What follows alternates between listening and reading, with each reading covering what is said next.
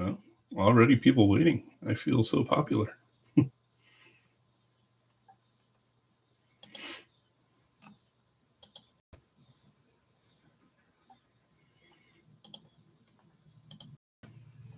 There, that's better. Instead of having my picture front and center, we'll actually show off the part that people are going to care about tonight. Theoretically, people are going to care about it. Can anyone out there already hear me?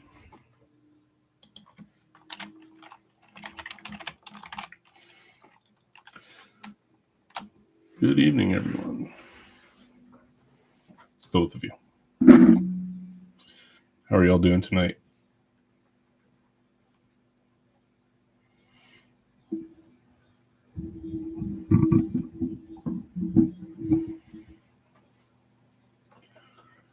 Hopefully this works. I'll be honest, I don't completely know what I'm doing. Like all things in life, I jump in blind and figure it out as I go. So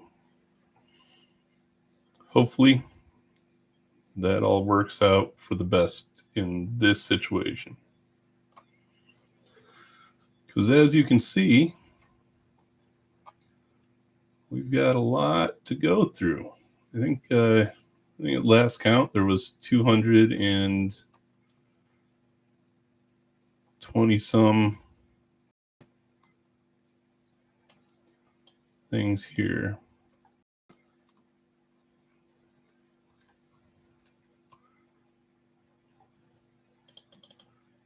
I can't read that, Mel. It's behind a icon. Turn off something mode, slow mode. Oh, because of the delay. Yeah, I forgot that there was a delay on the chat. Let me see. How do I turn that off? I'm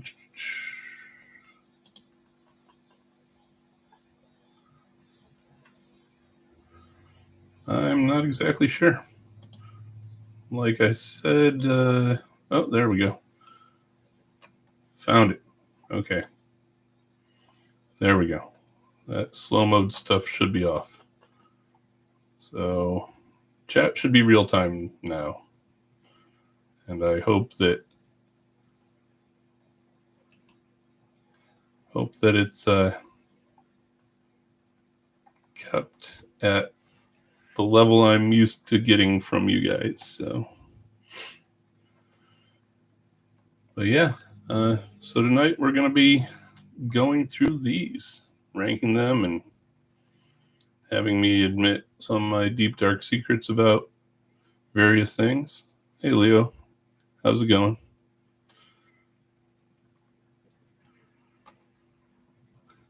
I am doing. How are the rest of you in the chat doing? It is 90s, but that's that specific screenshot is Pride of the X-Men. So just because it did come out, even though it failed.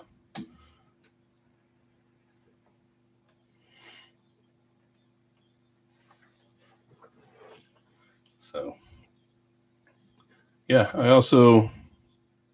I'm not doing failed pilots. I'm just doing X-Men because it's X-Men. Or else I'd have Coneheads and some of those other things on here too, but I don't know. Just grabbed X-Men because it was an anomaly from the decade and one that specifically stood out as a comic fan, so it made my list. Well, it deserved its own series except for Australian Wolverine 10. I was not necessarily a fan of Australian Wolverine.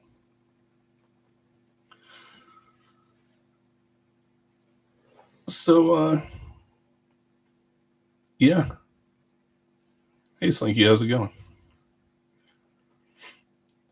So, the way I figure we're going to do this is I will mention the ones that I didn't see as a kid, because honestly, there are quite a few I didn't see as a kid. but I'll kind of talk about what rank I think they should have had back then, but then I will rank them on the tier as the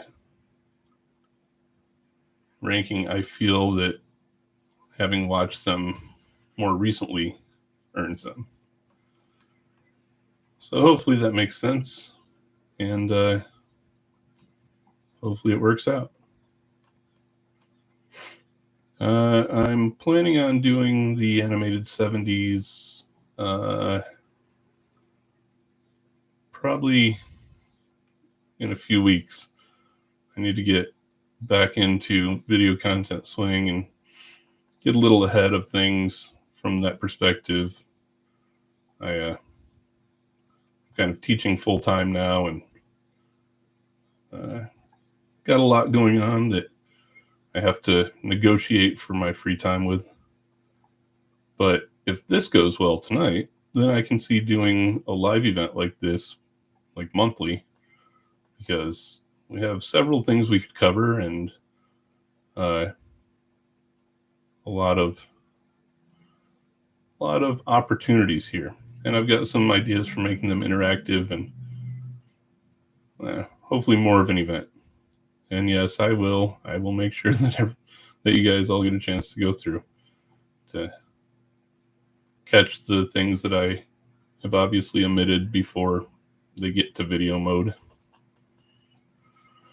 But while we're doing this, everybody feel free to ask whatever questions you want. If there's anything you've been just dying to know about me or anything at all, here's your opportunity as well. So, combination of an open forum and a tier ranking. And I know everybody out there is probably like, yeah, every action cartoon ever is going to be up at the top, but I assure you that's not the case. I will be fair and unbiased. If I were to collaborate with any YouTuber, I don't really know. Most of the YouTubers I watch are comedy or movie channels. They don't really fit my specific motif. So I don't really know who I would collab with. Sorry, not a very great answer, but I don't know, I thought about doing some movie stuff, but I don't want to spread myself too thin. I'm probably already doing that. So, what do you mean, an African or European swallow? Yeah, I wouldn't mind collabing with Brandon Tenold on some animated movies. That would be cool. My favorite Thundercat? Well, it used to be Panthro because of the nunchucks, but now that I'm older and of a more mental than physical focus, it'd probably be Tigra.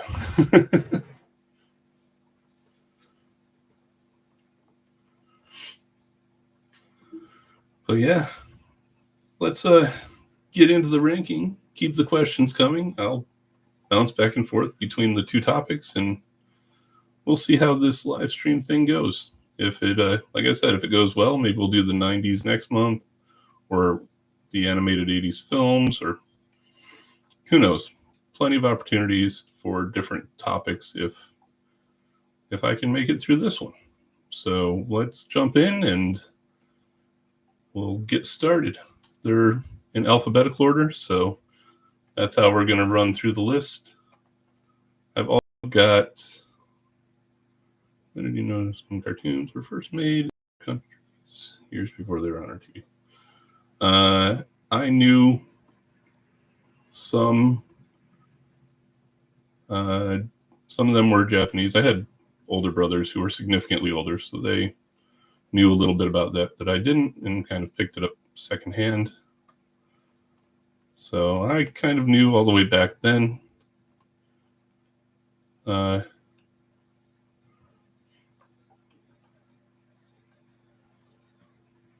Yeah, Quanime. Sorry, I'm terrible at pronunciations. Ask Mel or Ten No Zero Rhymer. They can tell you how bad I am at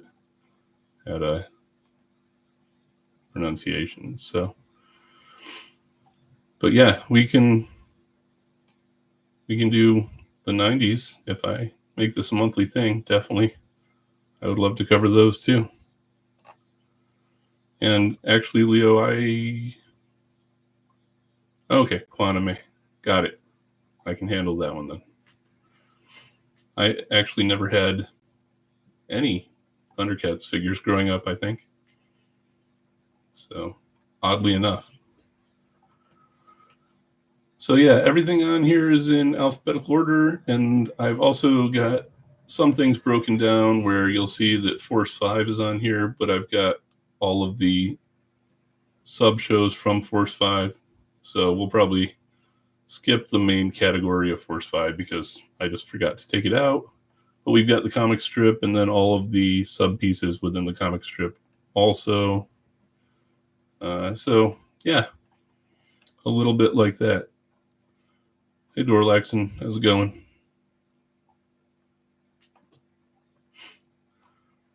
Yeah, I got that Hot Wheels Thunder Tank at Walmart. That thing's awesome. Anyway, starting out with the 13 Ghosts of Scooby-Doo. So the way I've broken this down, I should probably explain the categories, right? So best of the best, they're obviously my opinion, but they're going to be the absolute, like, can't be challenged, top of the top for the decade. Anything awesome is going to be something that I tried not to miss when I was a kid and ran home every day to watch. Great are things that I wouldn't necessarily miss an event to watch, but I would watch whenever I was in front of the TV. Good are the ones that would fill in between the great shows. Meh are the ones that I'd watch when nothing else was on, and never watched is, well, pretty self-explanatory, right? So meh is the closest I had to bad because I don't know if I would say that there was any truly bad 80s cartoon. That would be an interesting discussion that we could have, though. What makes a bad 80s cartoon?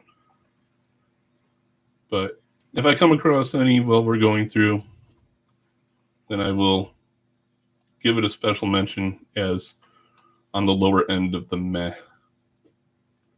But and then for future rankings, I will actually add a bad category. So yeah, 13 Ghosts of Scooby-Doo starting out. Even though back in the day I didn't necessarily know who Vincent Price was, so it was in the great category where pretty much all of the Scooby-Doo was back then because I did love Scooby-Doo. But now that I know who Vincent Price was, it makes the show all that much better. So from my current perspective, I think 13 Ghosts is awesome. It's one of my probably top 3 Scooby-Doo shows, and definitely think it deserves to be up there. Oh yeah, Rubik's wasn't necessarily a great cartoon, but again, I don't know how I would say it's just straight up bad. Some of them might have been stupid, but yeah, I don't know about bad. That would be one I'd have to really think through and get a grasp for. So next up is Pup Named Scooby-Doo, and those of you who watched my top 10 theme songs know that this one sat right at the top of my favorite theme songs, and it actually is my favorite Scooby-Doo version of all time. I was the target audience for it when it came out, and I still love it today. So because of where it sat for me personally, I think it was one of the best. So I'm going to put it up in best of the best, and I would take it over all the other Scooby-Doos pretty much any day of the week. Next up, Raggedy Ann and Andy. So I knew who Raggedy Ann and Andy were growing up because my mother collected antiques, and there were Raggedy Ann and Andy dolls in my house. Can't remember ever watching the cartoon, and I've watched a couple episodes of it since as an adult, just to familiarize myself with it for the channel, and I haven't been really impressed. So I would say that looking back, I would have put it and never watched it as a kid, but I kind of think it's a bit meh now. It doesn't surprise me that you liked it, Mel, but our tastes differ a little bit in that kind of show. So, Teddy Ruxpin. I had a cousin with a Teddy Ruxpin doll, so I knew about the tapes and how the Teddy Ruxpin worked.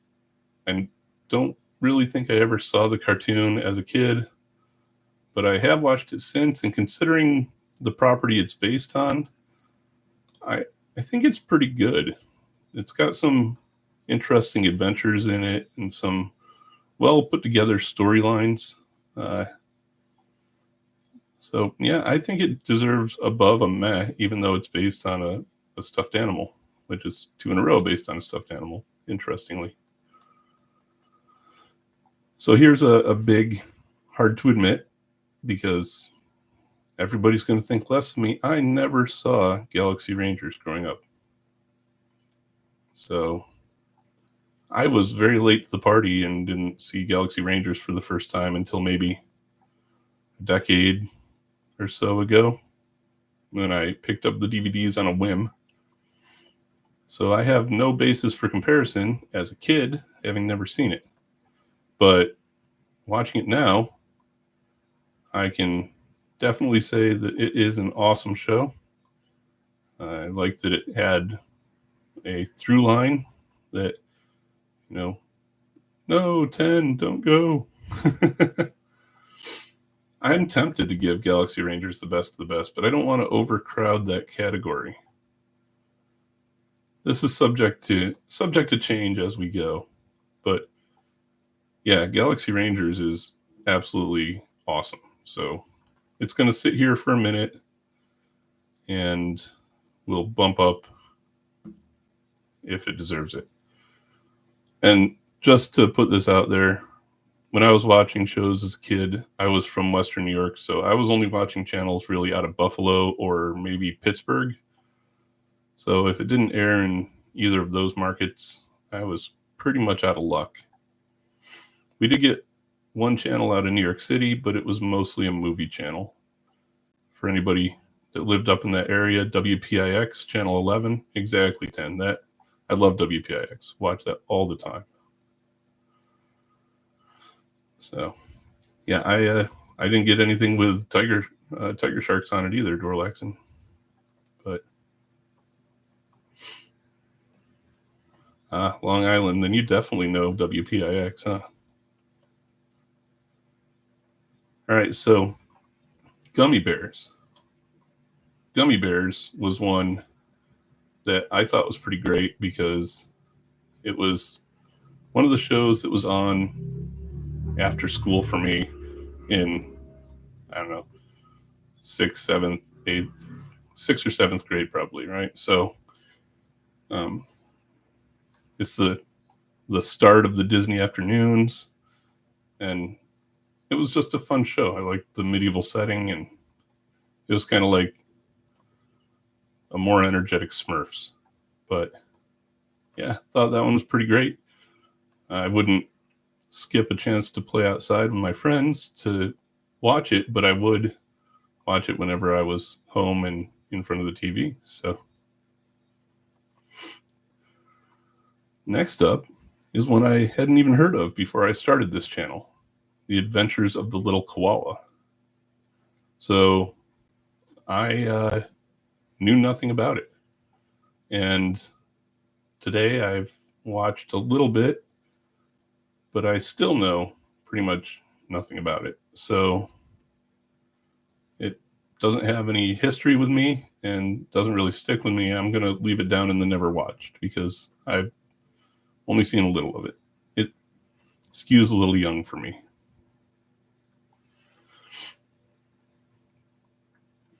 Yeah, sorry for anybody that's a little koala fan.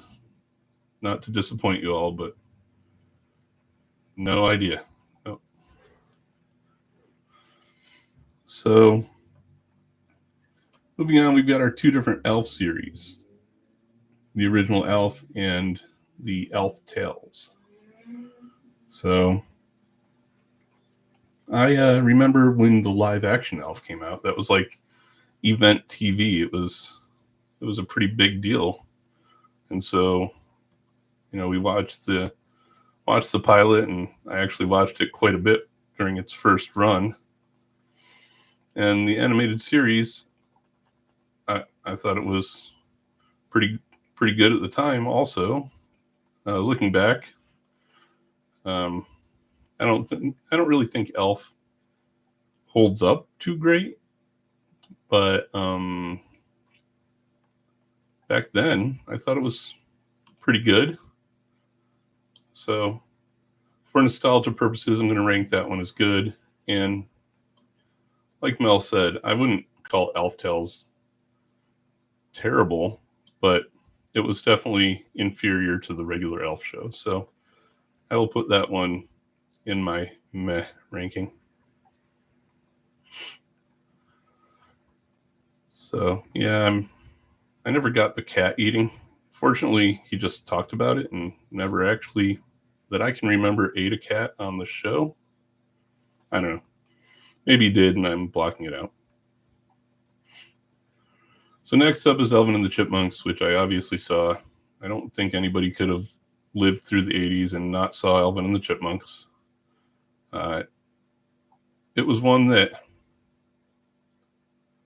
I think probably because I was so action-oriented, I might not have enjoyed as much as other people. Plus, my mom had their Christmas album and listened to that thing entirely too many times.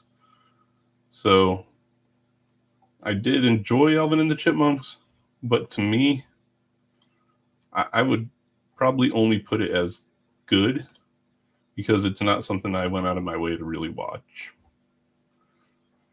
I understand its role as a classic, but to me personally, not quite where I would say I had to see it every time it was on. So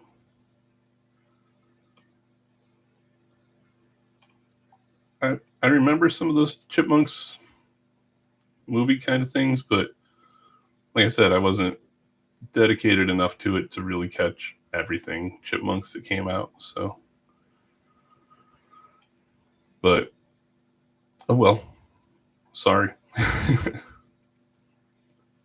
But next up, anybody that watched the animated 80s series or the makeup video for the animated 80s with missed and failed pilots know that not only did I miss Around the World with Phineas, with Willie Fogg during my initial animated 80s, but even after being reminded by two separate people, I also missed it on my recap video covering everything that I missed during the animated 80s.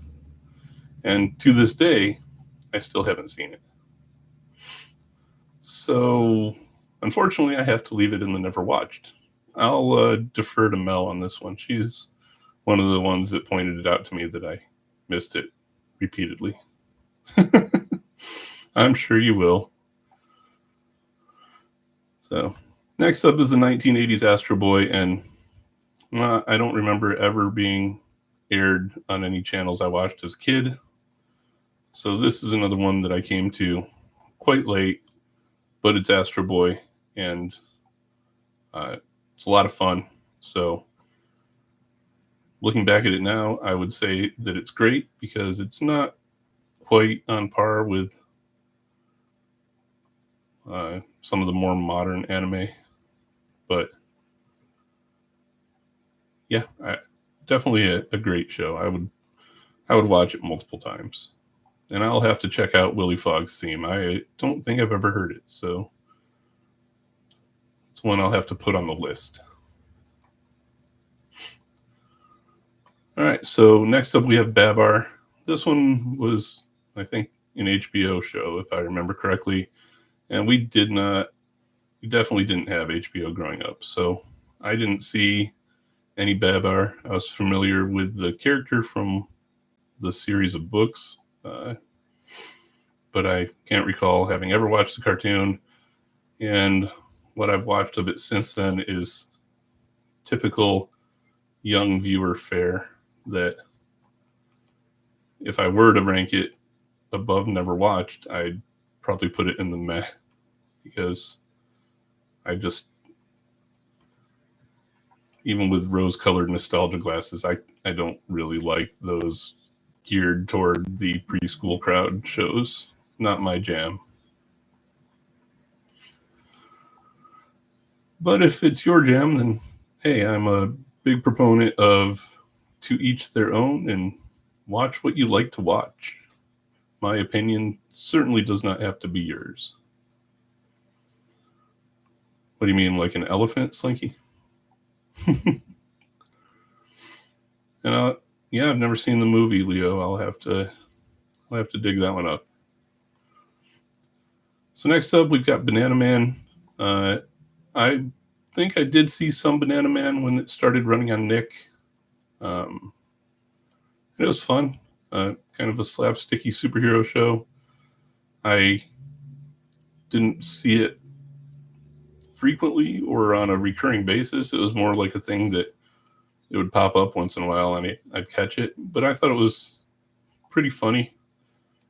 Even back then, I was a fan of British humor because of PBS and shows like Are You Being Served? So yeah, I thought it was pretty enjoyable. So I'm going to put that one up here in good. Next up, we have Beetlejuice. And I loved the Beetlejuice movie, still do.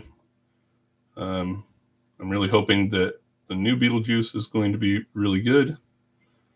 And I think I'm going to put it up here in awesome because it did a good job of capturing the spirit of the movie. And interestingly, back in the day, Warner Brothers had a merch catalog that you could call and ask for one to be delivered to you. And it had just nothing but Warner Brothers themed merchandise in it. And they always had the coolest Beetlejuice stuff, but I could never get any. So I just got this new catalog every time they updated it and then would just go through it lusting after the different merch that they had for properties that I really liked. So if you never knew about the Warner Brothers catalog, it was a lot of fun. So next we have another one that I never saw. Can't remember ever seeing it. Don't remember ever even hearing of it before I started this channel, but that's Belle and Sebastian, which is another one of those early anime imports. I'm going to have to put it in never watch because I never heard of it before this channel, and I watched a couple episodes as an adult, but not enough of the series to really form a solid opinion on it. So that one I'm reserving judgment on and just dropping it in the never watch for right now. So this next one might be a little controversial, but I kind of can't stand the Berenstain Bears. It was definitely one that I saw plenty of, especially I had some friends one friend whose parents wouldn't really let him watch anything except the Berenstain Bears. So, yeah, it never really clicked with me. Not my thing at all. So, if there are any Berenstain Bears fans out there, cool, but nope, I kind of do not like them. Well, almost every character was better than DW, except who were the rabbits? That was a show my kids watched. There were two rabbits, and the older sister was just insufferable. There you go. Yeah, Ruby. I despised Ruby, but yeah, way worse than DW, in my opinion. So now we've got the Beverly Hills Teens, and I don't remember ever watching it as a kid because there's a good chance if I had at any point seen it, I would have flipped past it. This one is not something that would have appealed to me at all as a kid. And looking back, watching it now as an adult, I just see a bunch of overly entitled. Yeah, there's nothing I can relate to in that show. I have no use for it at all. So I'm gonna have to drop that one in the meh because it's definitely not my thing either. But yeah, I had some of the books for Bernstein Bears too, Leo. And even then, I mean, the books were better than having to watch the cartoon, but I still wasn't a fan of either. So the next one, I debated putting it on this list because it's kind of an animated movie.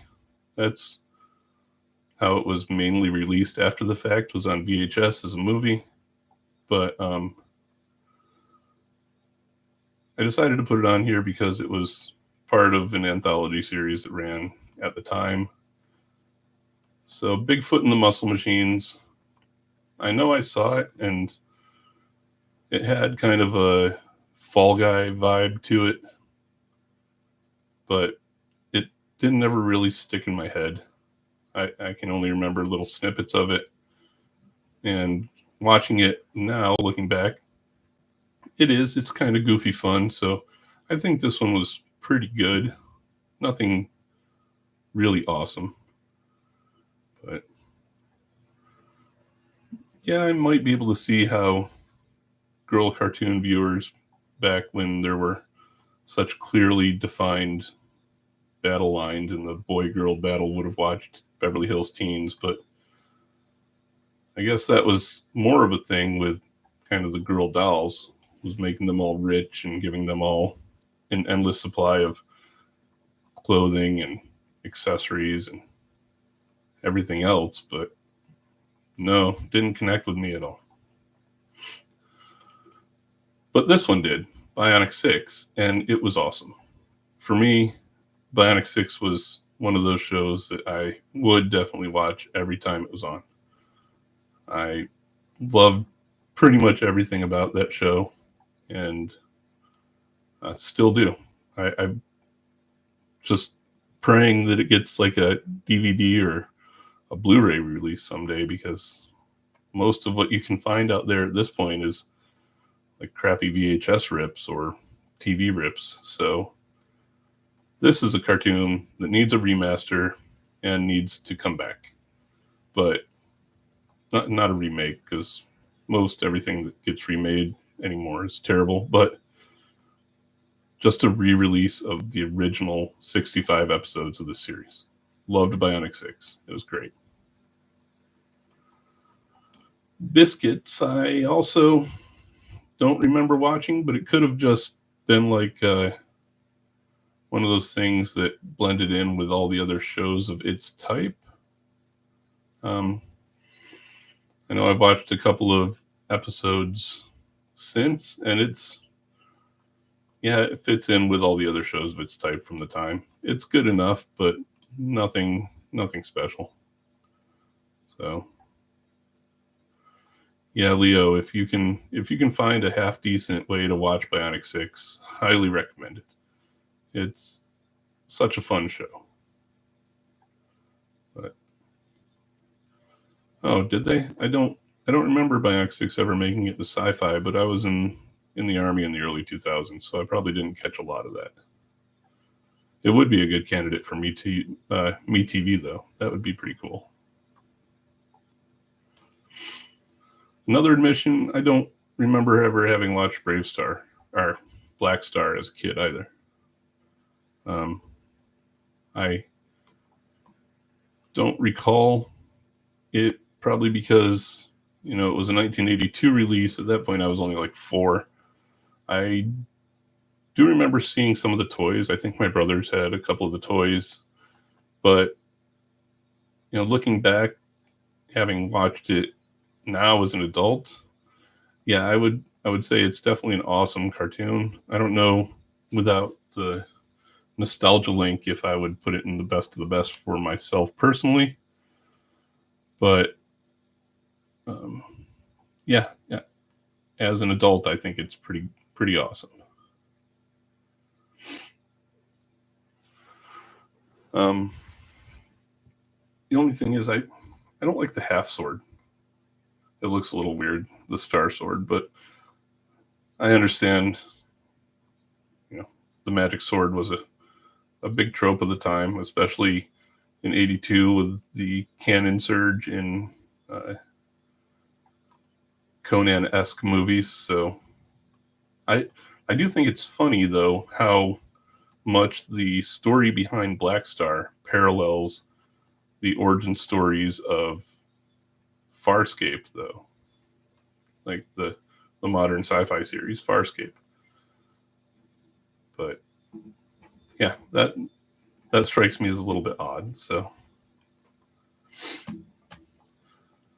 Brain Games, that was another HBO series. I never saw it.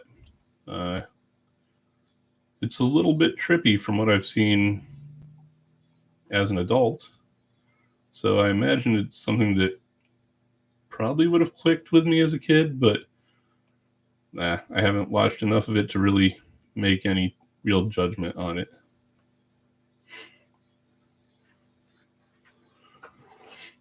Yeah, there were definitely some similarities that popped up in episodes of He-Man that I did recognize from Black Star. Absolutely. So Brave Star, again, I can't remember if I ever saw this or not as a kid, but I did end up getting the Brave Star DVD set, 15 years ago, and watched quite a bit of it since then. But I don't have a basis for saying how it was for my back in the day younger self. For my modern self, I think it's probably going to go in the awesome tier.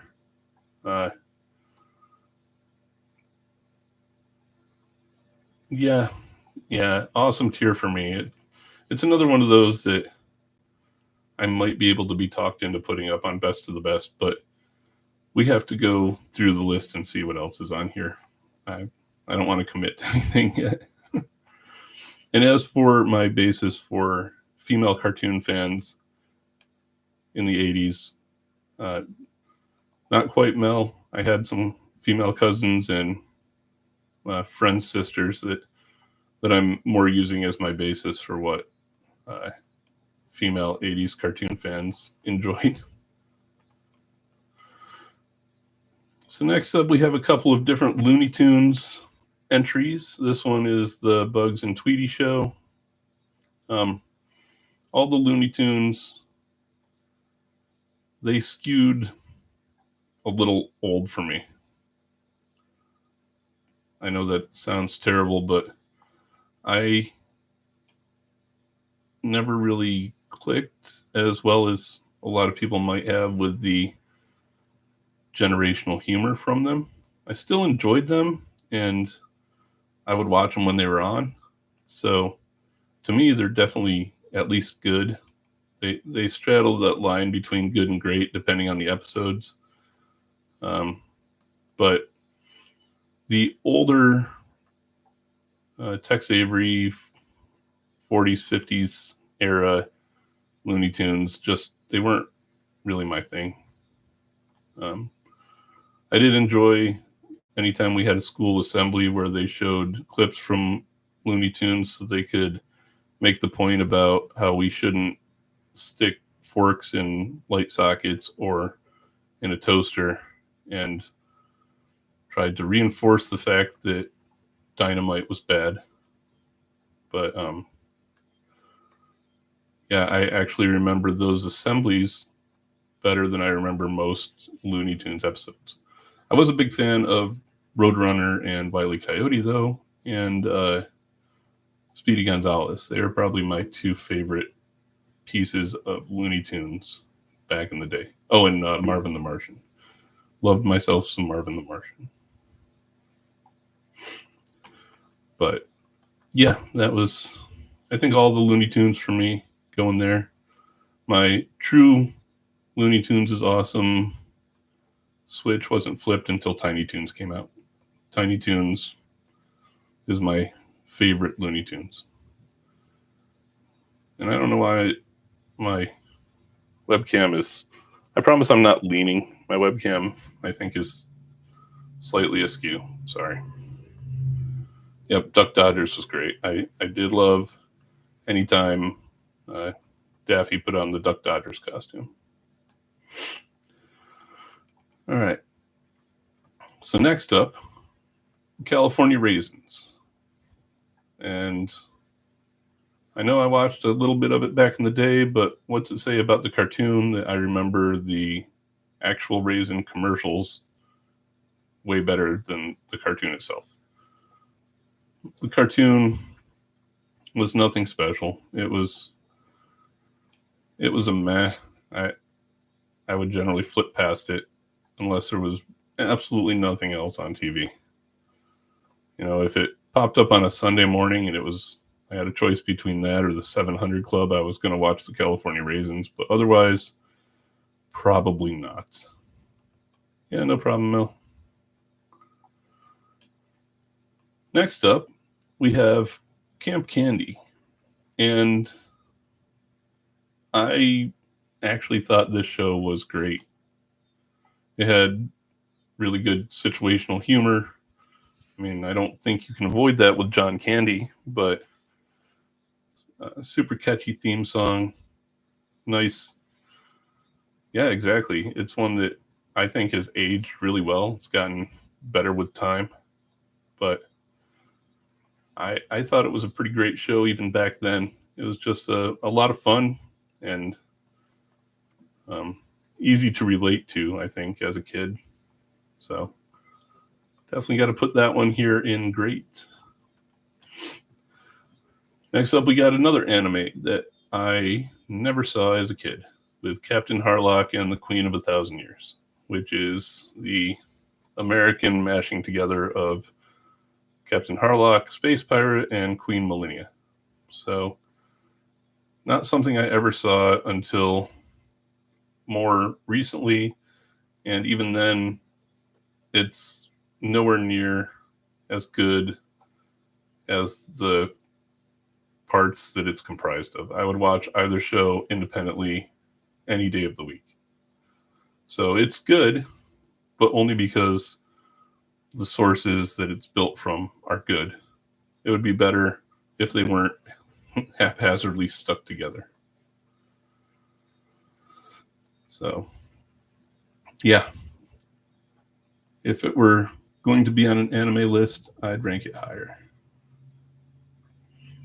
Next up, we have Captain N, the Game Master. And this was a show that I absolutely did love back in the day. And I wished that my Nintendo Zapper was as awesome as his. I liked most of the representations of Nintendo characters in the show. Looking back as an adult, I can say that hell no, I hate Simon Belmont in the show, but the rest of them were pretty good, and I had a lot of fun with Captain N, so I'm dropping that one in the great category. You know, Dorlaxon, you'd think that I would not like Mega Man in the show because Mega Man 2 was one of the earlier games I beat, but he didn't bother me. I don't know. Maybe because all of the Nintendo characters just came across as sidekicks. They were easy to kind of overlook. So that brings us to Care Bears. And Care Bears, the first movie, is the earliest movie I can ever remember seeing in the theaters. I know my mom took me to that one way back. And it is my earliest movie theater experience, as far as I know. And for the time as a kid, it actually kind of gave me a pretty decent appreciation for the Care Bears, at least up until I was 8 or 9 or whatever. But as a younger little me, I enjoyed the Care Bears. So I'll say it's pretty great. I don't want to downplay my connection to it, but yeah, I thought Care Bears was pretty great. So there you go. That might be one of the ones that surprises everybody out there. Next up, we have CBS Story Break. And I don't remember ever seeing it under that name, but that doesn't mean I didn't see any of the cartoons that came out of it. But because I can't remember any of it, and I haven't really seen any of them recently because it's not something that I really wanted to talk much about on the channel. I think I watched a little bit for the animated 80s videos, but I'm going to drop that one down here in the never watched. I haven't seen enough to really say one way or the other. Next up, we have Centurions, and it may be because I'm biased about how cool the toys are, but to me, Centurions was a best of the best from the 80s because the whole concept behind them, the design, all of it was just great. Oh, you probably are seeing Moon Dreamers missing because it's rolled in with My Little Pony. Yeah. Sorry, Mel. You knew I was going to forget at least one, right? If not more. But yes, for Centurions, I went trick-or-treating as Jake Rockwell one year in one of those awesome Rite Aid plastic rubber band mask Halloween costumes. And I always lusted after the Centurions figures in the Wish book every year. And just thought that, in general, they were one of the best cartoons on at the time. I loved myself some Centurions. So, yeah, in the not too distant future. Exactly. Even if that not too distant future still looked decidedly 80s. And speaking of the not too distant future, we also have the GoBots. Challenge of the GoBots. And my nostalgia for this show is kind of off the hook. Why are you leaving? What did I do now, 10? My nostalgia for this one is off the charts. I had so many GoBot toys.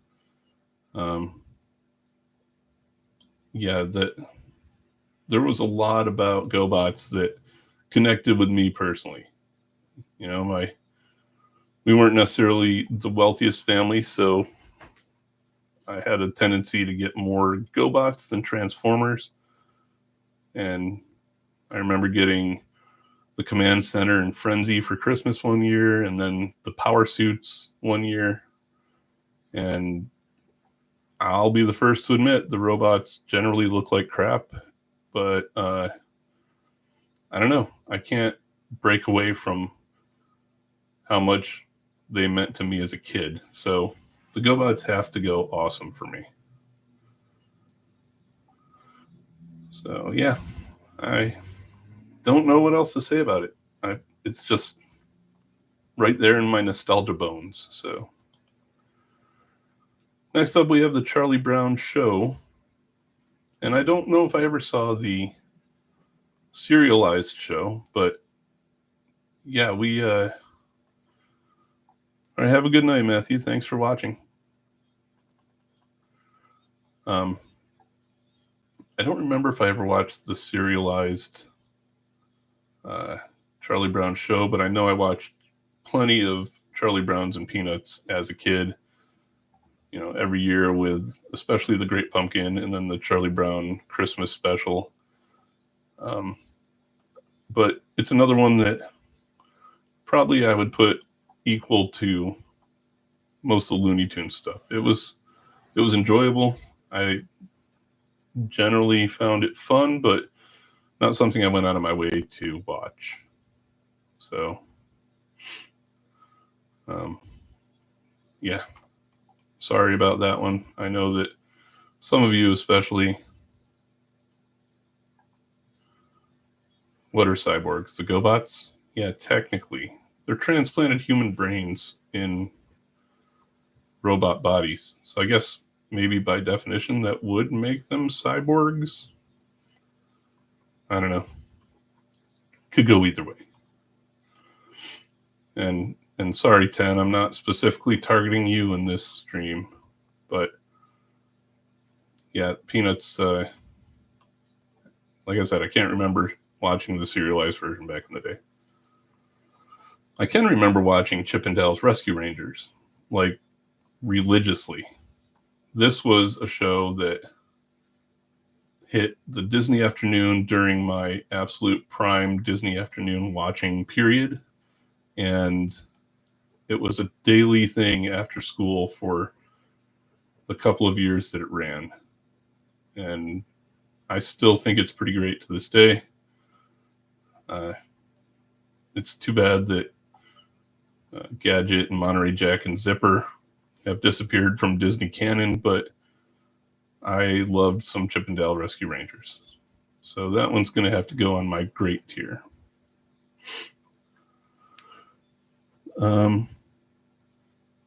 Yeah, from a cartoon perspective, I would agree that Transformers was probably a little better, or notably better than GoBots. Like I said, it's that nostalgic connection that does it for me.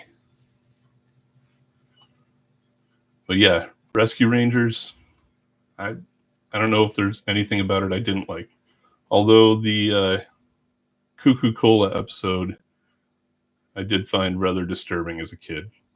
I don't know why they would make an episode of a kid's cartoon that specifically focused on a cult, but oh well, it was what it was, and I'll forgive it for the rest of the show. So next we have a 5-episode series with Chuck Norris Karate Commandos, which came out when I was in 3rd grade, and I can clearly remember that because I don't know if you all recall, but there was a toy line for the show that was released that had more toys than the series had episodes. And somebody, for whatever we were doing in 3rd grade, brought in Chuck's Ninja Camaro toy, and it was so cool that until I started this channel, in my brain, Chuck Norris Karate Commandos was a full series show. So I don't know, but I never registered the fact that it was only 5 episodes. But that one, from the nostalgic fact that that little tidbit sticks in my brain, that was a pretty great show. I mean, it wasn't. I can say now, looking back, that empirically it was not a great show, but at the time it was. So that's what it kind of sticks out to me as, that single event in history. So next up is Comic Strip, which I have the package deal here with Comic Strip, and then I've got the individual shows coming up later. I don't remember seeing comic strip at all as a kid, and watching it now as a packaged series, it's good enough. But if it didn't have tiger sharks, let's face it, I wouldn't probably even bother talking about it on a list like this. I don't necessarily care for the other three from my perspective as an adult cartoon viewer, and I didn't really see it back in the day. So I would say that as a package deal, it's pretty meh. But we'll talk about tiger sharks independently when we get to that. And speaking of meh, the whatever misadventures of Ed Grimley, that was not my kind of comedy. I don't think that was ever a show that flipping through the channels I would have stuck with. It didn't really do it for me, and even today, it doesn't click with me. So this is not something that really hits my radar at all, and I wouldn't rank it any higher than my meh tier.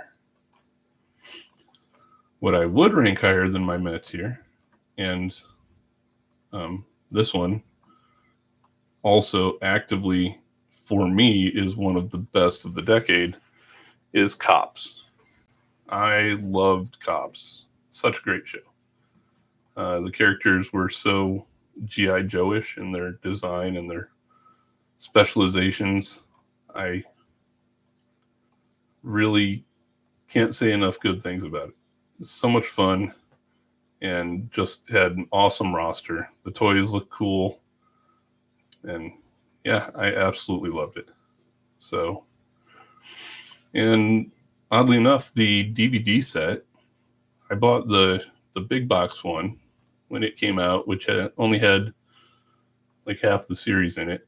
And then only a couple of years later, they released the set that's in where the DVDs are in the sleeves, and it was the entire series for like $6, and you can still get it for that on Amazon. So it's one of the more accessible shows from back in that era, and I think that adds to its appeal somewhat, because it's so easy to get a really nice version of it to watch even today.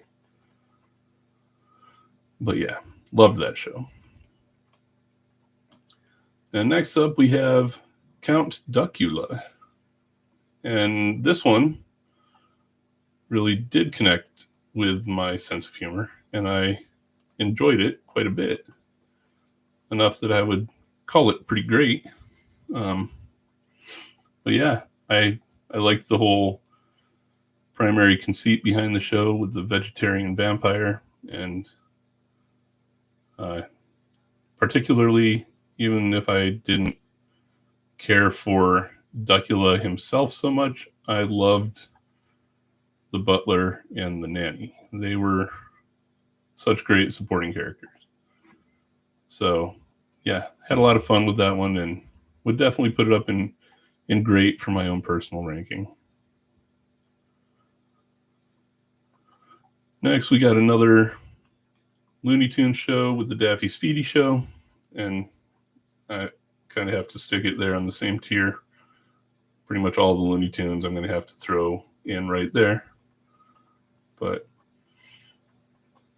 Danger Mouse, kind of just like Duckula, I caught plenty of Danger Mouse when it was on Nickelodeon also. And I mean, fun show. It was a more fun version of Rocky and Bullwinkle in a lot of ways, except they were the spies instead of the targets.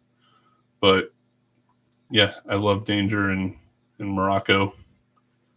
It was a lot of fun and a good show that leveraged a lot less slapstick than some of the other comedies from the era. Oh yeah, Penfold, not Morocco. What's Morocco from? Or was he his own show? I don't remember. But yeah, that's right. Secret Squirrel. Yep, Morocco Mole. I'm terrible with names. I'm good with cartoons usually, but I don't know why. A lot of those older shows, especially, I get pretty terrible with names. And no problem, Dynable. I also type like I'm wearing gloves most of the time. All right. So next up, well, first I'll say that I have Force 5 on here as a categorical show, but we're going to skip it when we get there because we're going to talk about all 5 of the shows that made it up separately from each other. And the first of those is Vanguard Ace, which Force 5 was another one. I never saw those when I was a kid. And honestly, I don't think that they ran in repeats much. And the original airings were when I was really young. So I don't think I would have been in a position to see any of them. But having seen Vanguard Ace as its own series since then, I think it's pretty good. Some of those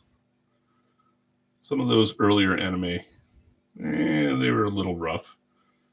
So I don't think Vanguard Ace can compete with the better ones out there. But good is about as high as I'm willing to put it. David the Gnome, though, for some reason I have just the weirdest mental connection with David the Gnome. I know I watched a ton of it because it was either on Sunday afternoons or it was the afternoon show on Nickelodeon on the days where I was homesick from school. But I remember watching it a whole lot.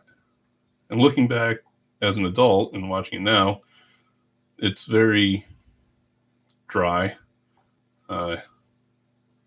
very moral of the story heavy. I don't appreciate it as much as an adult, but knowing how much I did watch it back then, it hovers someplace for me here between good and great. I'd probably be more tempted to drop it in great just because it was an excellent time filler for me on those off periods for viewing stuff like mid-afternoons. But yeah, Defenders of the Earth, this one I know I watched a ton of, but the only thing that really from my childhood stands out to me is the Phantom, because he was absolutely the best part of the show. I loved watching the Phantom in it, and watching it now, looking back, it's got some pretty great elements of a good cartoon, some more adult themes, but some of the production values made it a little haphazardly put together. So I'm going to put this one in great. I did watch a lot of it, but I don't know how well I think this one specifically stood up against a lot of the other 80s shows at the time. Yeah, David the Gnome was definitely pretty mellow, but then, every once in a while it would also be traumatizing. I don't know what was up with that. Next up, we have Dennis the Menace, and above everything else, I remember the theme song and that saxophone. The show itself was pretty routine. It fit a lot of the mold of plenty of other shows from the time, so nothing about it really sticks out to me as being spectacular. But it's a show that had a theme song that you could name that tune in one note. So I think it was pretty good, just not super awesome. So I don't remember the ending of David the Gnome, Dynable. You mean the ending of the whole series, or like the end of the episode, the outros or something? And I remember Mandrake in the sense that I remember there was a guy with a top hat, but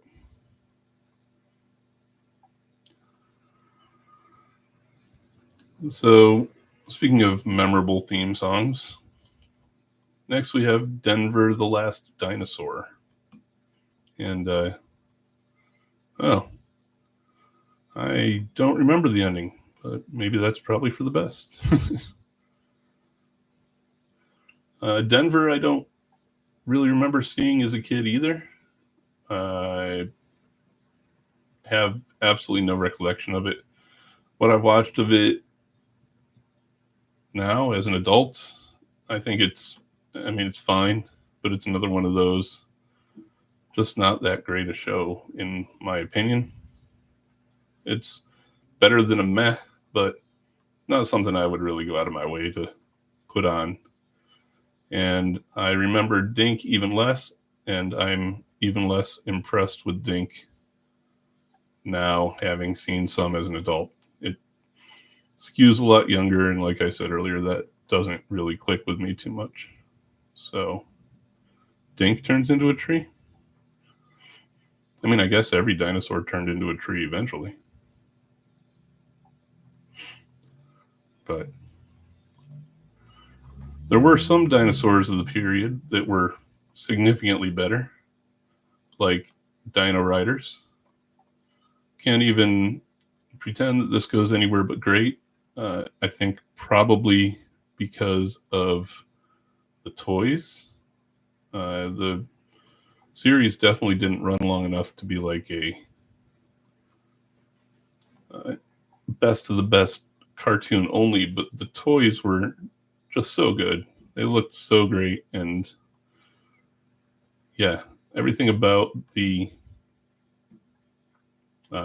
property itself is linked in one big memory with toys and cartoon and everything, all simultaneous. And yeah, I thought it was pretty great. Always wanted that Diplodocus. Never really had enough of the toys when I was a kid. But their compatriots in the Dino Saucers also belong in the awesome category, because Dino Saucers were also pretty awesome. They were like the Transformers, but dinosaurs. There were a lot of similar feels between the shows. So I thought that Dino Saucers really carried the torch of those true 80s shows pretty well. Dr. Snuggles. Nope, don't ever remember seeing it. Never heard of it until I started working on this channel, and haven't really watched any of it even to this day, because it's preschool fodder, and yeah, just not something I have much interested in. And then Donald Duck Presents is more Looney Tunes. It goes with the rest of the Looney Tunes. Looney Tunes to me was just always filler. It was there when I flipped on Nickelodeon, and they were fun enough that I wouldn't change channel, but not something that I was like, I gotta run home, Looney Tunes is on. So now we get into a couple of the sub-series within the Saturday Supercade, which I have on here later. We'll probably skip over that one too, because we're going to cover the series independently. But most of the Saturday Supercade stuff, if I caught much of it at all, I only really cared about because I had an Atari at the time and the games were so good. So Donkey Kong is one that I had on the original white Atari 2600 cartridge.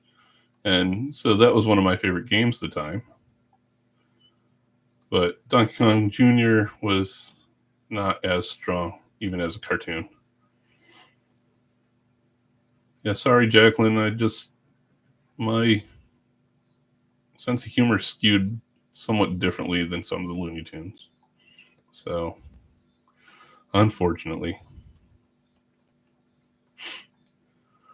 Dragon's Lair, I didn't see much of as a kid, and I think I only wasted a couple quarters in the game before realizing that that's not something I was ever going to have much success at. So I don't have a lot of nostalgia for Dragon's Lair or Dirk the Daring. And watching it now, there wasn't a whole lot to the cartoon even today that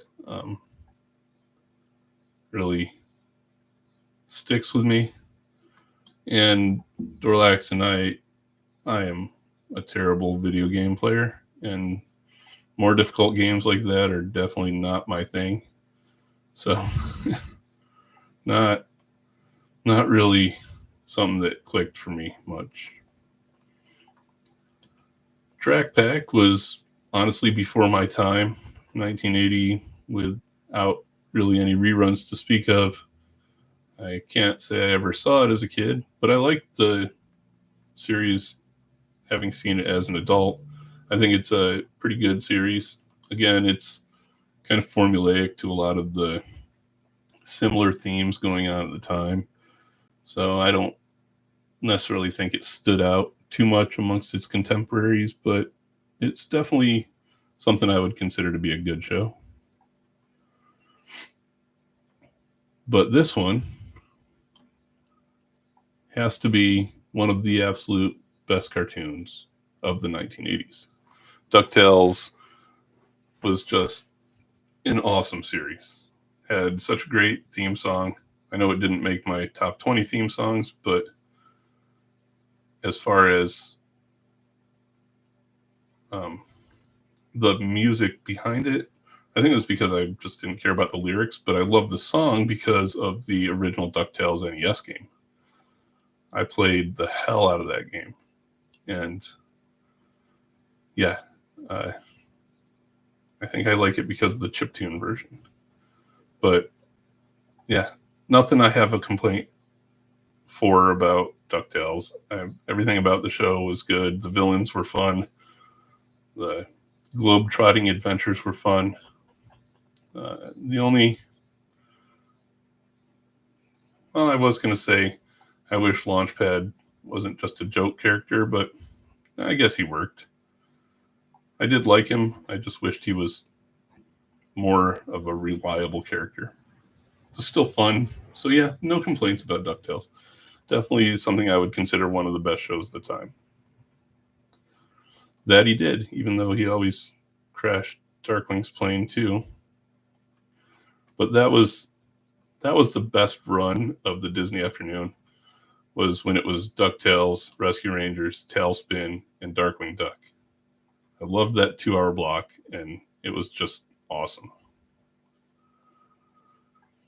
Next, we've got the Dukes. I don't think I saw much of the animated Dukes, but I saw a ton of the live action Dukes on TBS when I was a kid, and that was a pretty great show. But because it was such a great show, looking back, having watched more of the animated series now as an adult, it doesn't hold up to the live action series in any measurable way at all. But one thing I absolutely do remember about the Dukes, though, was that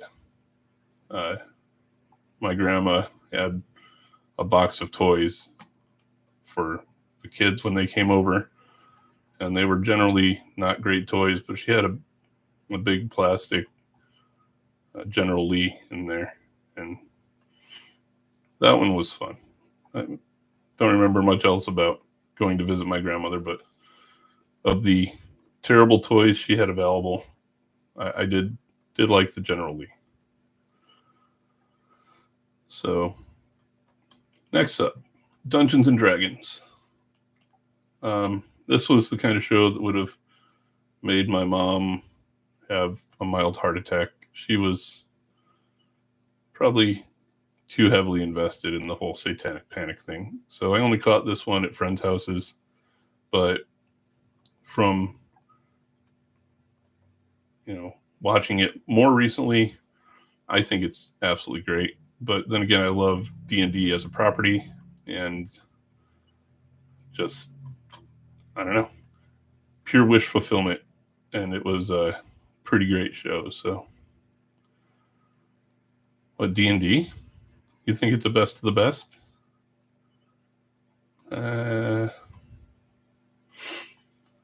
I don't think it is for me personally, but I'm not going to judge anybody who says it is. But yeah, oh, no, definitely not a meh. Yeah, sorry. Didn't mean to worry everyone.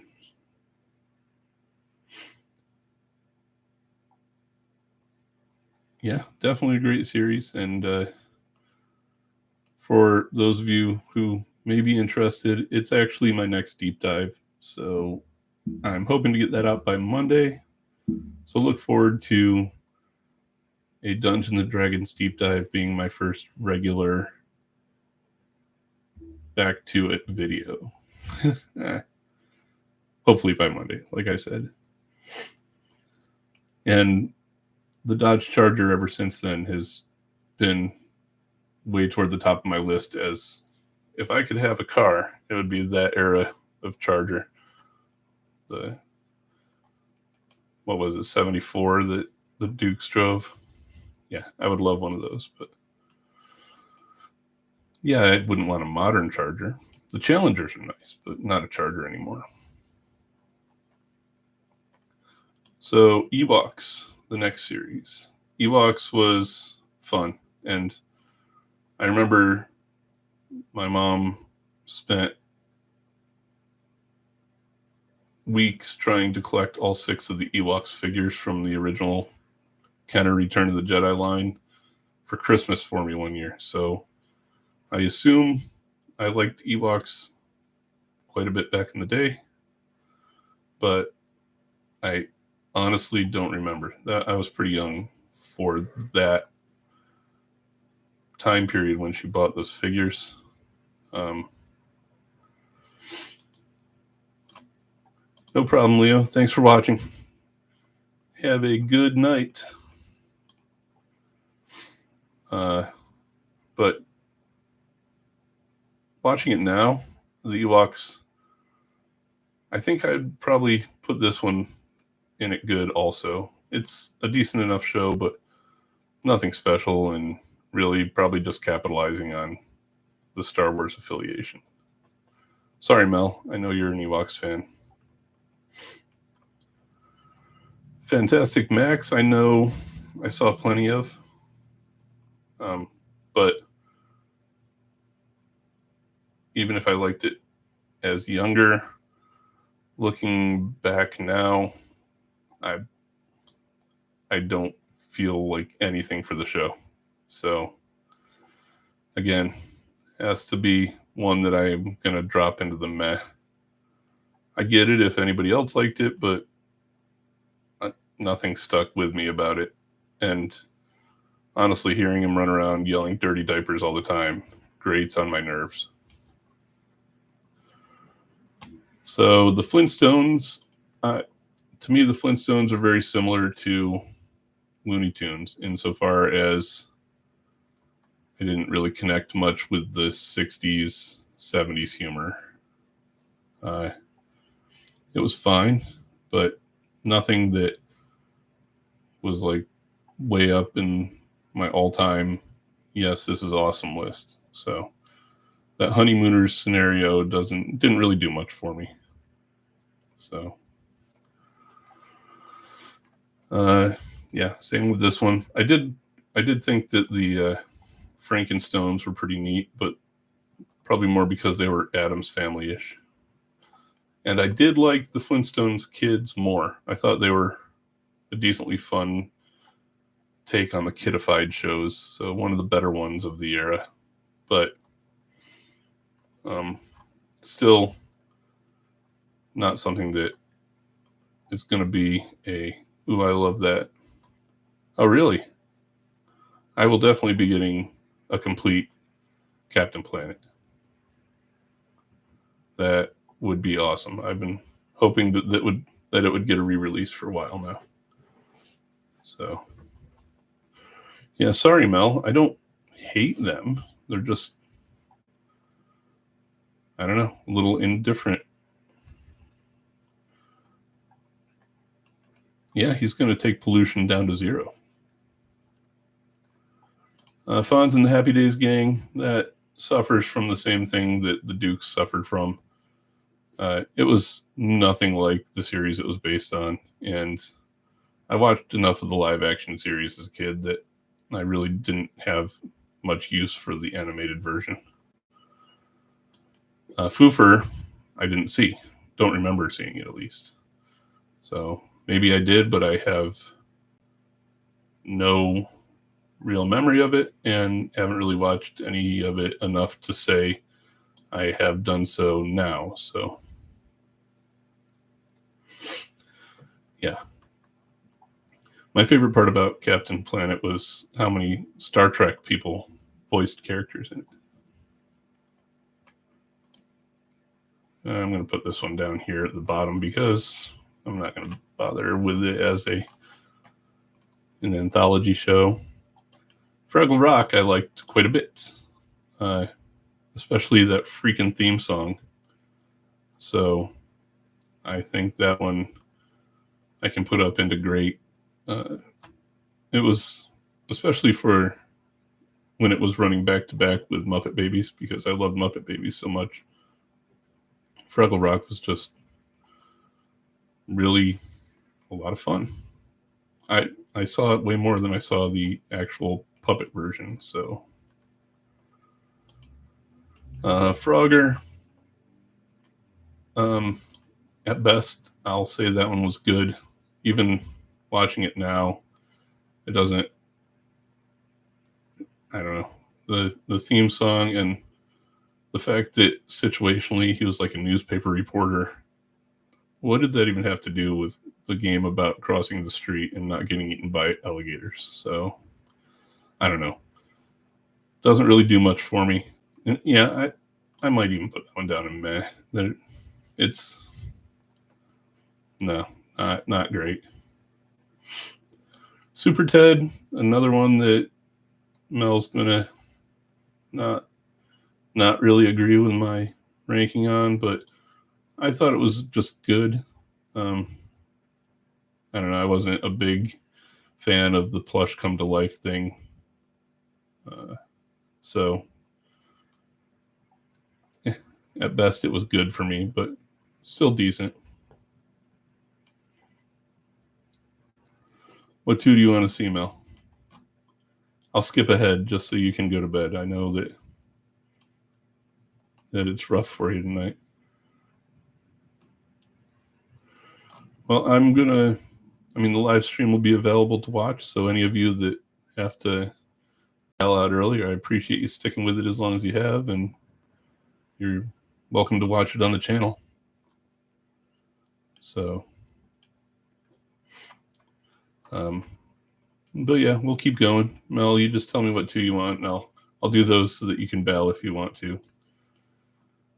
G-Force. So, see you later, Dynabolt.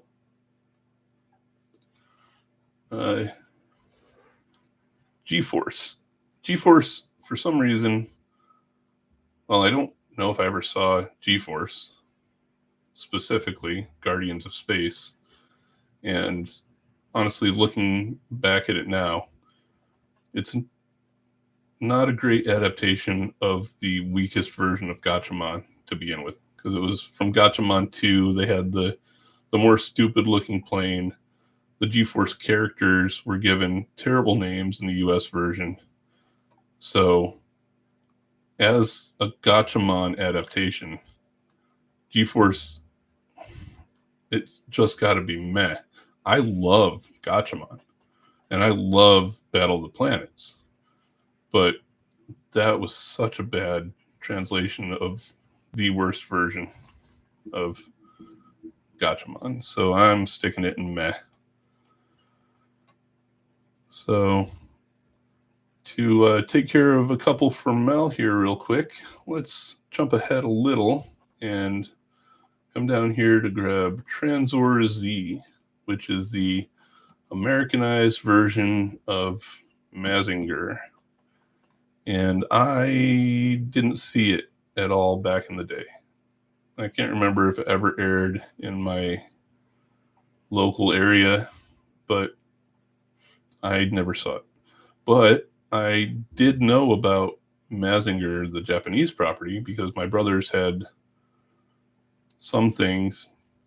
No, it wasn't Force 5 Dorlax, and it actually aired in the US in like 85 or 86, so it was a handful of years after Force 5. So it aired on its own, and I think it aired 50 out of the 65 episodes in English dub. So I've watched Mazinger since then, and I really enjoy it. I think that the whole concept, and especially amongst a lot of its giant robot peers, the Mazinger was pretty great, and the Transor Z version of it, honestly, it didn't stray that far from the original that I can tell, and think it still deserves to be treated the same way that Mazinger deserves to be treated. So I would call that one great. But as far as Wildfire goes, not what I saw as a kid, and I've only watched a little bit as an adult. So unfortunately, Mel, I can't say I've seen enough to really make an informed decision on Wildfire. I like a lot of the story concepts behind it, and the world building sounds pretty cool, but I haven't watched enough of it. So I'm not going to commit to a ranking. But at least I didn't say it was meh. So hopefully that's good enough for now. I can't do any real judgment beyond that. So sorry.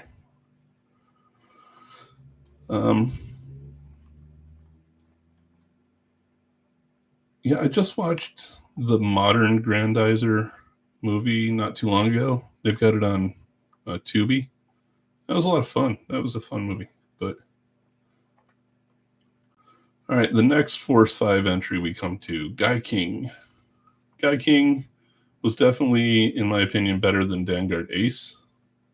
Again, I never saw it as a kid, but I think that what I've seen of it modern, which I've watched the movie version of Guy King from Force 5, and then I watched dubs of the original Guy King animated series. The original Japanese one was pretty great, so I'm going to leave it up there in great. I need to watch through the full Americanized version that was aired as part of Force 5, though. So next up is Galaxy High School. I don't remember much of this one from when I was a kid either, so I don't know if it's anything that I ever really watched. What I've seen of it as an adult, it's another one of those, yeah, sure, it's fine enough, it's good. Nothing great, nothing I would run out and buy on 4K, but it's fun. I like it. Decent enough show. Let's see, Galtar. I didn't see much of Galtar back in the day either. If any, I don't remember hardly any of it at all, but having seen it on DVD more recently as part of this channel, I think it's pretty great. I would call it great. Not as good as some of the other sword and sorcery shows of the time, but yeah, definitely had some fun to it. But Garbage Pail Kids, I'm not sure if it's a cheat putting Garbage Pail Kids on this, because based on everything I've read and my various research and everything, it never even really got the green light to air in the US, and aired over in the UK instead, even though it was US produced. But I've watched it since then, and no matter how much I liked the cards as a kid, none of the adaptations of Garbage Pail Kids ever really hit like anything for me. So yeah, that one's probably going to have to go down here in meh.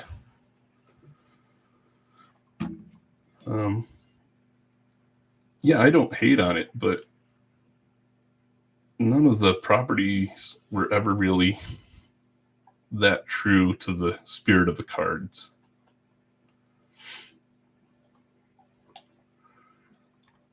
Well, yeah, I said U.S. airing cartoons. I know most of them were made outside of the country, but yeah, you work with what you've got, right? So Garfield and Friends, I watched a ton of. So that one was pretty great in my opinion. The Animal Acres components of the show were probably the weakest part, but I think that as far as the comic strip adaptations, that's the one that kind of hit best for me. Gary Coleman show, I never watched it. I have no real desire to watch it now. What I've seen of it, what I've seen of it's enough to make me know that I don't want to watch more. So, and the Get Along Gang, it's in that same boat. I mean, being that it's geared so young, I really don't have much of an interest in watching it, and I don't think it really has a place on the channel other than on lists like this, so probably not something I'm ever really going to go back to. So next up, we've got the Filmation Ghostbusters, and I really enjoyed that show. I thought it was pretty fun, especially considering my age at the time. I was perfect demographic for any kind of... All right, Mel, good night. Hope you feel better tomorrow.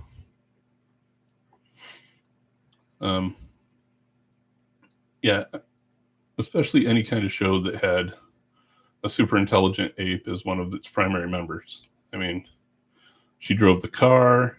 She was the strong one on the team. It was great. I really enjoyed it. So I know that some people, like you said, a lot of people back in the day, Dorlax, and because it wasn't the Ghostbusters everyone knew, I think kind of just dismissed it out of hand. But I really liked it.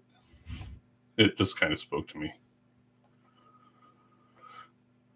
Okay, so anybody want to put any money down on where I'm throwing G.I. Joe on this list? I'm sure it's going to absolutely surprise everybody. But yeah, how can I not put G.I. Joe in best of the best? I mean, it's probably the cartoon responsible for making me the cartoon fan that I am today. I've talked it to death on the channel, so yeah, I don't even think I need to say any more about it here. And I even liked this one, but not enough to call it a best of the best. The Deke version, I liked it because of the new characters. We got to see a lot of new Joes and new vehicles, but it wasn't really great from an animation perspective or a story perspective. And as the series progressed even a little bit, we started getting into the neon era of G.I. Joe, and it made it a little less appealing than when they were, realistic, more realistic. But still something that I would definitely pencil in time in my schedule to watch. So Gilligan's Planet, another one that suffers from the same Dukes and the Fonz trouble of not being the regular show. But amongst those, I thought Gilligan's Planet was more fun because I don't know, the Gilligan character in the live action series started out cartoonish enough that I think it translated. I'm putting it here in the good because honestly, for the predecessor, it was way better when they were still on the island, not in space. But so I think it's getting a little boost from the predecessor, but you know, it was better than some of the other animated adaptations. Goldie Gold and Action Jack was a little before my time. I didn't really see much of it. What I've watched as an adult, I actually thought was pretty great, though. It was really well done show, in my opinion, and had some good storylines, and it kind of felt Johnny Quest-ish to me in some ways. That same vein of adventures, but I do think it's pretty good. So I'm going to put it up here in the great because,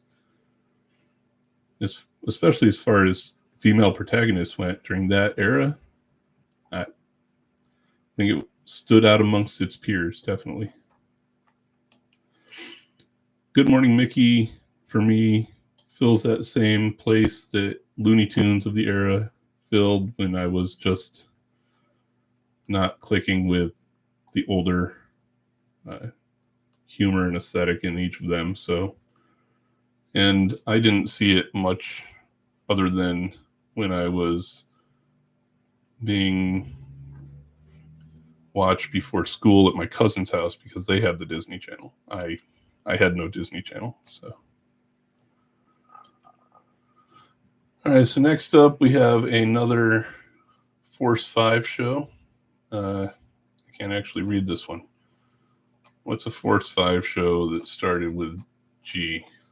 Let's see.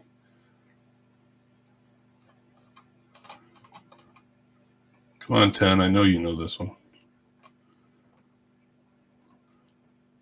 Was it called Get a Robo as part of Force 5?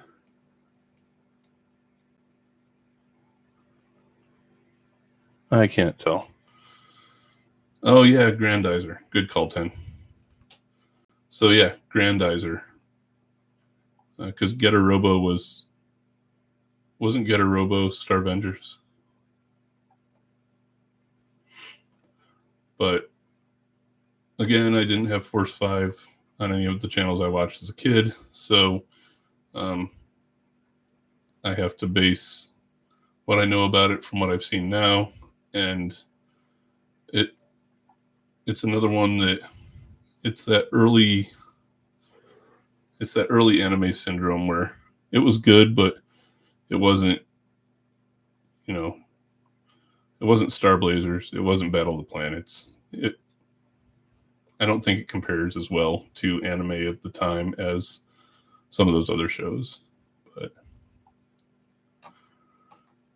Grimm's Fairy Tales, I think I caught a few of them, but not something I watched a lot of. So this one, I'm going to stick it in the never watch because I don't remember it and don't care enough to go back and watch it now.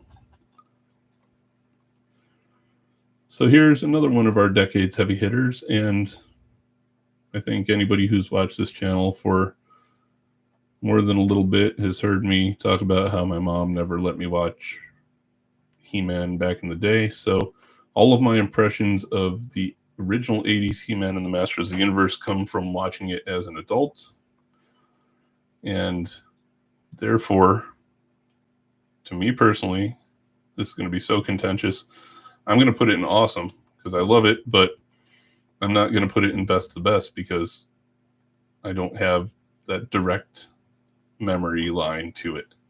So apologies. I know that it is one of the top 3 of the 80s royalty, but without that last little nostalgia link, it doesn't hit best of the best for me personally. So, sorry, everyone. But anyway, Heathcliff and Dingbat and Heathcliff and Marmaduke, both a little before my time. So I'm going to put both of them here in Never Watched. But Heathcliff, when it became Heathcliff with the Cadillac Cats, I thought was great. That series was so much fun, and I loved the Cadillac Cats. No, she wouldn't. She was like, it's too much like D&D. It's too much sword and sorcery. And like I said, she was pretty heavy in the satanic panic of the time. So yeah, for some reason, He-Man, that was a big no-no for her. That and the 1966 Batman series, because she thought it was too violent. Oh, did I mention I watched Rambo First Blood when I was 6? I don't know. I don't know where the line of demarcation was, but Heathcliff, especially Heathcliff and the Cadillac Cats, I loved it. That was such a fun cartoon. That was great. I didn't see Hello Kitty much or at all. Don't really remember anything Hello Kitty until significantly later. What I've watched of it now, it's pretty decently done. I thought it was fun enough, but not anything I am over the moon about. I like that they adapted some classic series, but I don't know, just doesn't click for me in most ways. Hulk Hogan's Rockin' Wrestling, I know I watched a ton of, though, and I had a cousin who was a huge wrestling fan and had a ton of those 3-pound chunks of rubber that were WWF figures at the time that you'd throw at each other and they'd hurt like rocks. Totally non-posable, but we all wanted to collect all of them because every one of our favorite wrestlers was represented there. And the show was just kind of mindless, ridiculous fun. I really enjoyed Hulk Hogan. Incredible Hulk, I only saw as part of the reruns in the Marvel Action Universe, so never saw them in their first run, and at the time didn't necessarily appreciate the Hulk as a character as much as I would later on in life.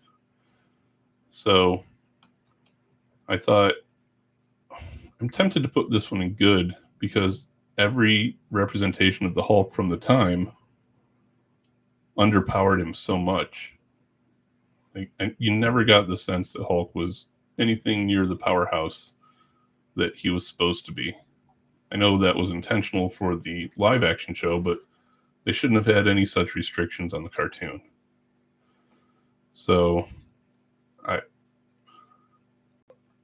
I'm torn here, but I think I'm going to put it in great for the storytelling. I thought the adaptations of the comic stories that they were covering was really well done. So I'll put it there, even if it's not my favorite representation of the Hulk ever.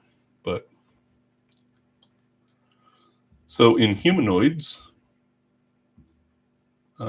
never saw it when I was a kid. Don't know where that one was in my childhood viewing, but never landed on my radar. And yeah, I definitely agree, Chef. I love the 90s Hulk. That was the best of the 90s, the early 90s Marvel animated series, I think. But never watched Inhumanoids as a kid. Have went back and watched the 10 episodes since as an adult. And as an adult, I think it's pretty great. I like the armor designs and the monster designs. No, that's why I specified early, because I guess X-Men was pretty early. Well, no, X-Men was definitely better than Hulk, but when I think early 90s Marvel, I think Iron Man, Fantastic Four, Silver Surfer, Incredible Hulk. For some reason, X-Men stands alone, but X-Men's definitely better than all four of those, but out of the four, I would take Hulk over the other three any day. And in Humanoids, again, without the nostalgia, I thought it was pretty great, but I don't know. It's not much better than great, in my opinion. So, Inspector Gadget, That one was awesome, and I watched it whenever I came across reruns. I know that I know I saw the whole run at different points throughout my childhood. Um, it's always going to be a classic in my brain. So, yeah, I would say Inspector Gadget was great. And I never had any of the Inhumanoids toys, although those monster figures are just absolutely awesome. So Punky Brewster wasn't much of a fan of the live action series and was even probably less of a fan of the animated series. So for me, that one was meh. Jason the Wheeled Warriors, though, was awesome, especially because that was another one I got the battle base for Christmas one year because my mom found it on clearance. So I got battle base, fast draw, trike tyke, or spike trike, and saw boss. So that definitely gave me that connection to the show, and I found myself being a pretty decent fan of it. So that one for me goes up in the awesome category. Gem, like I said, I had some girl cousins, so Gem was the one show that I actually didn't hate when they watched. I don't know. I don't know what it was about it, but yeah, Gem stuck out as being pretty decent to me back then. And it's still pretty decent now. I watched some episodes of it recently, and it's definitely not as bad as some of the similar themed shows of the time were. Wow, we still have 126 shows left to cover. We're only about halfway through.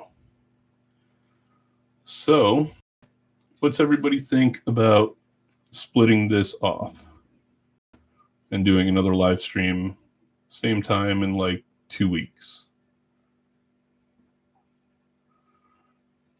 The live action Gem movie? Let's not talk about that.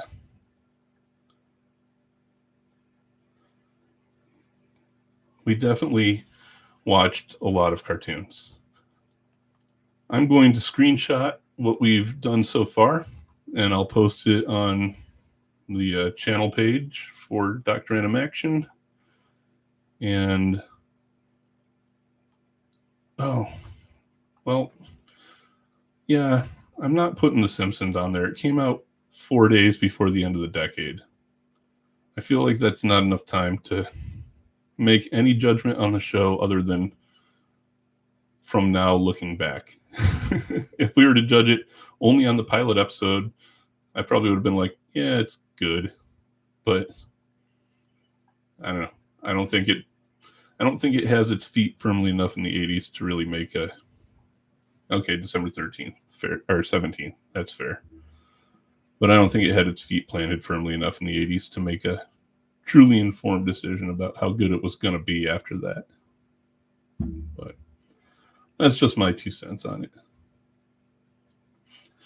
So I'm going to screenshot this, post it up on Dr. Animaction channel page on YouTube, and probably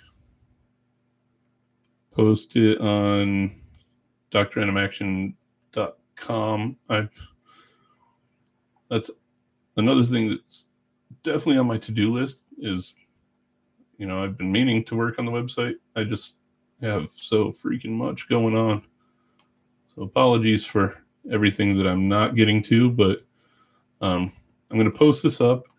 And this particular tier list on tiermaker.com I made as a public list. So I will post a link to the list on the YouTube channel as well. And I would love it if everybody else could go out and do your own tier ranking and send me a screenshot of your final ranking when you're done, because I would love to go through and all of the results that come into me, do a comparison of them and throw together some charts and analysis of how we all kind of stack up against each other in our opinions of the different cartoons and the different ways we felt about it. I think that would be interesting just to see how similar a nice sample set of viewers at the time were in their tastes. So I will put a link to the tier list and encourage you all to go do that. And you can send it to me at Dr.Animaction@gmail.com. The email address is there on the channel homepage too. And I will go through them and see what kind of summary we can put together. But yeah, let's call it a night there. And I will post those, and we will reconvene 2 weeks from today at 7 p.m. and pick back up with the Jetsons. So thanks for watching, everyone. I really appreciate it and had a lot of fun with this. And I feel like it was a pretty decent success. So